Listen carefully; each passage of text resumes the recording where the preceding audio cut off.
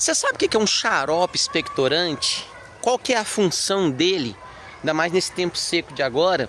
É muito comum, né? Principalmente com relação às crianças, os pais, eles, sob orientação médica, darem aos seus pequenos o famoso xarope expectorante. Mas o que é isso? Vamos lá.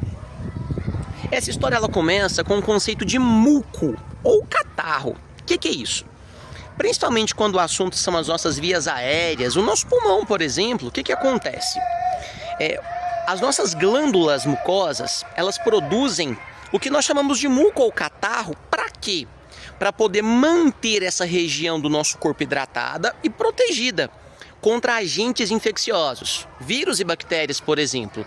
O muco é basicamente uma mistura de água, sais minerais, gordura, algumas proteínas, que tem a função então de criar uma camada de proteção contra esses agentes infecciosos, ok?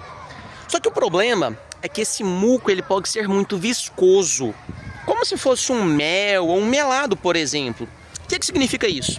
Aí a pessoa ela vai ter aquela tosse seca, é aquela tosse que não tem secreção, e tem aquelas crises e crises de tosse, e lógico, incomoda muito, principalmente quando isso acontece com as crianças. O xarope expectorante, qual que é a sua função?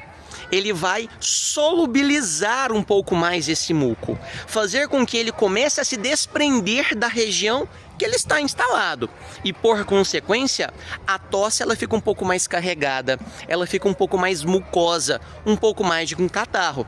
Aí seria interessante você sempre ir eliminando essa tosse, ou melhor, esse muco do seu organismo, para que você vá liberando essas vias aéreas e por consequência, quando você elimina esse muco, a tosse ela tende a cessar. Porque a pessoa ela só tosse com qual intenção? Eliminar esse excesso de muco, ok? E muitas vezes um bom xarope com a devida orientação médica vai ser muito bem-vindo. Para quê?